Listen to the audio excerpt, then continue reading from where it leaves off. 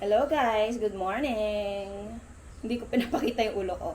Pero sinadya ko yan. Alam nyo ba, nung nasa Taiwan kami, may nakita kaming Japanese vlogger. Tapos, sinearch namin siya sa YouTube. At kami yung followers guys.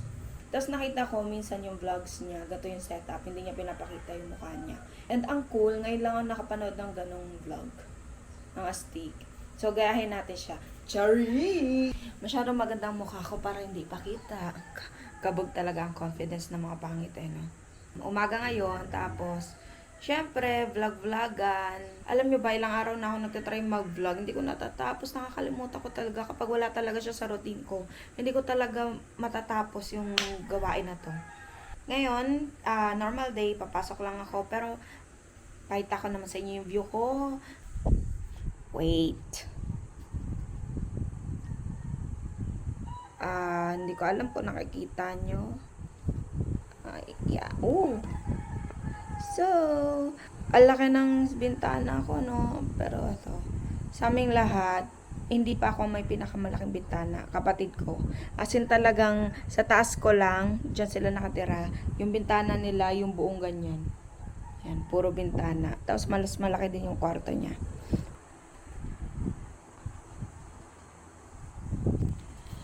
Oh.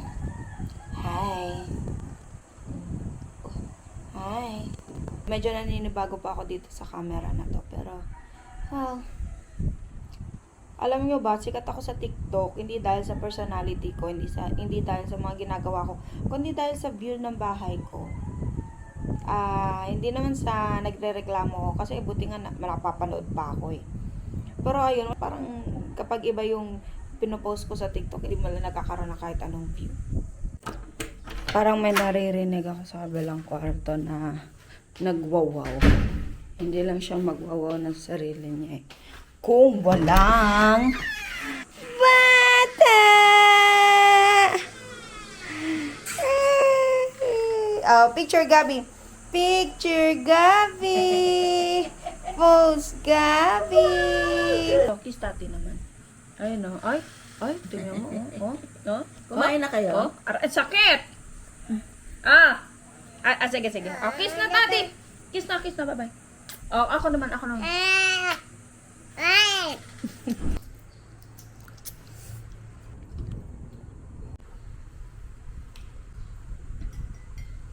Hindi kayo maniniwala kung ano nasa hydro flask ko. Charot. Ba't hindi kayo maniniwala? Kape. Titipla ko ng kape para sa office. Hindi ako nagkakape dito sa bahay. Kumain na kayo? Ayan o, tingnan nyo o. Ayan po yun o, Ay, bawal, no. Ay, talaga o. Ayan o, mamarazzi o. Nag-ready na ako. Papunta na ako ng office ngayon. Konti na lang. Malapit na akong matapos. Lipstick, suklay na lang ulit. Tapos lagay ng konting jewelry. Lalarga na ako. 1 hour late na naman ako. Pagdating ko, 1 oras kaya ang biyahe namin sumula dito sa Antipolo papunta dun sa Marikina. Nakakainis. Pero kapag hindi traffic, 45 minutes naman. Salamat Wala na kaming maayos na shampoo. May magandang shampoo na binigay kay Shaina galing doon sa dermatologist ata. Basta yung tumingin sa buhok niya, nalagasan kasi siya ng maraming buhok. Spanish brand siya na hair shampoo. Ganda. Pangit siya kapag basa pa, tigas. Pero kapag natuyo, bro, para akong bagong blow dry. Ganun yung pakiramdam. Ay, ganun yung itsura, hindi pala pakiramdam.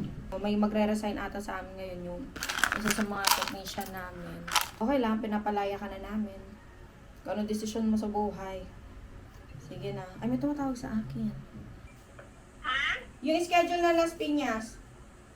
Ay, umapala. O, kausapin ko na para hindi na ako mag-ano. Pero, ay,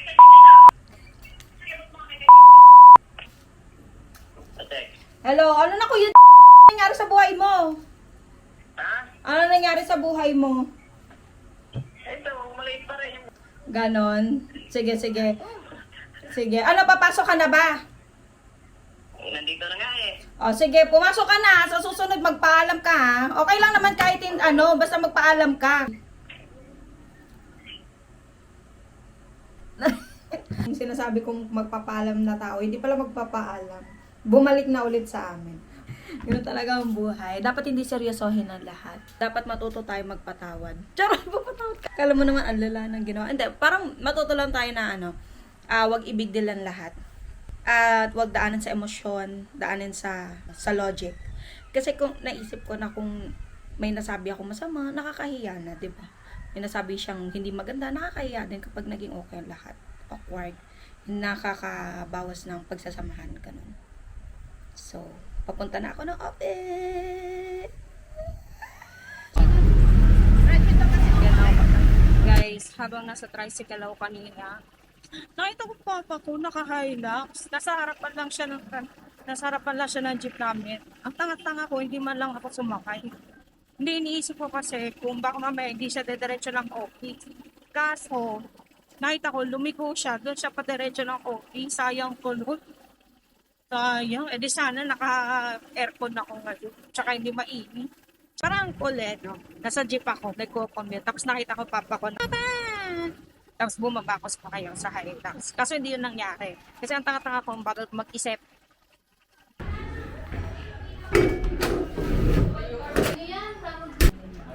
Nandito si Papa? Isa lang yun eh. Nakita ko siya eh.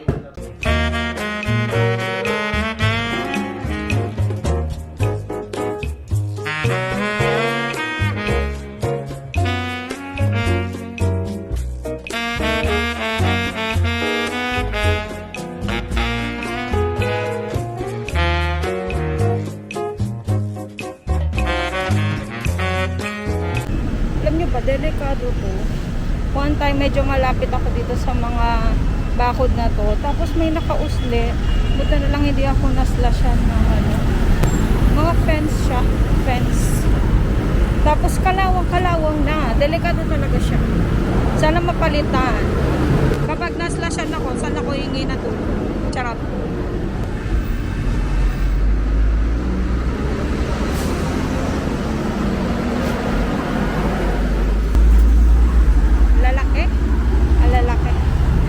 Kanina, ayan, yung bago ako tumawid, papunta dito sa kalsada na to.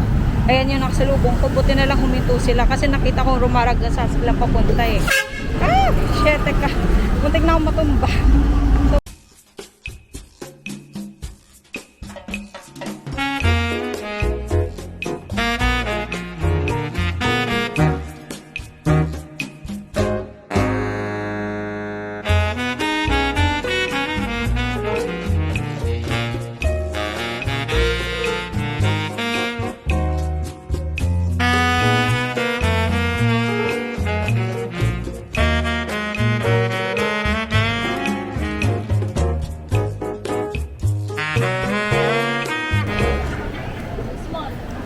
Strawberry Supreme. Sa cup or sa cone? Sa cup.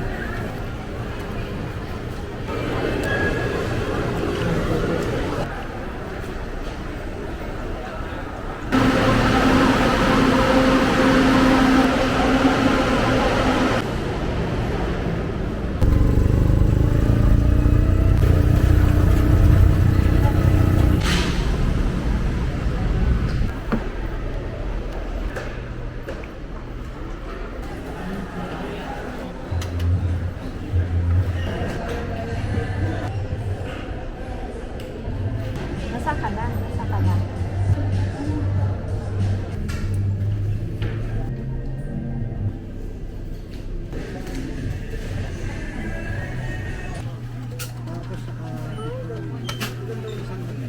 Ganda mo dito. Kumita yun. 20 yun. Mga ka-maintenance.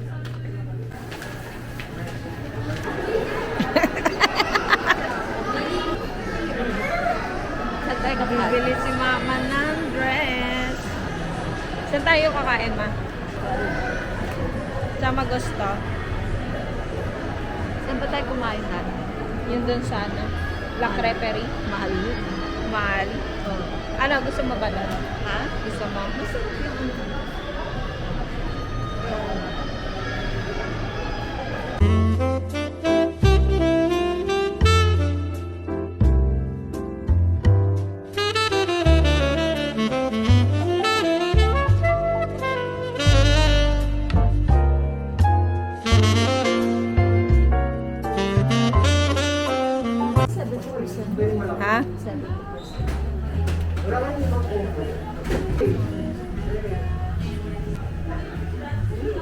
Ano to?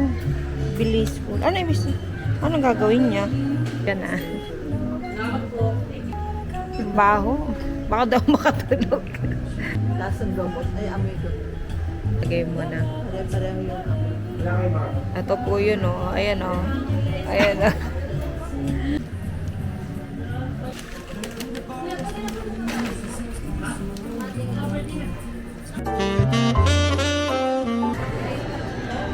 Kwarto po. Dito, sa sahig.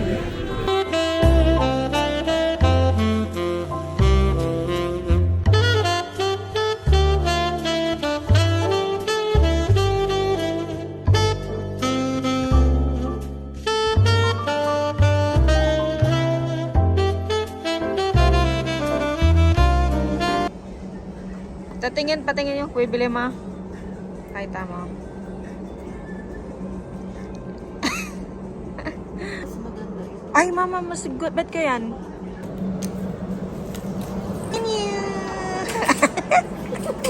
Oo, ay. Kaya na, mag-ano tayo.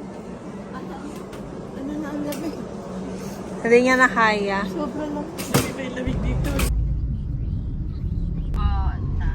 May entrance exam. Okay. Double trouble. Hindi po naka-mirror yung kama ko. Talagang dalawa talaga yung aking electric fan. Ay, kakarating lang namin. Sobrang pagod ko. Dami namin ginawa. Dami kong ginawa. Hindi naman stressful tong araw na to, pero nakakapagod lang. At nagtanggal na ako ng tag price, ng mga tags sa nabili kong sports bra. And I'm so happy dahil nakabili ako ng mura, 50% off, and feeling ko comfortable siya, saktong-sakto sa akin. Ang hirap makahanap ng ng ka-size ko na bra. Kasi ang sa akin, malaki na nga yung boobs ko, malaki pa yung cobra na likod ko. So, sakto siya sa akin. At magkamukha. Sasabihin ko sana magkamukha. Ang downfall lang, downfall, ano ba?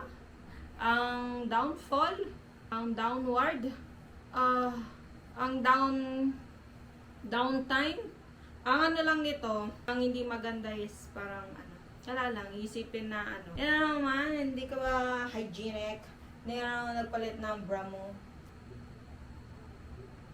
So yun lang, i-wrap up ko na tong araw ko ngayon.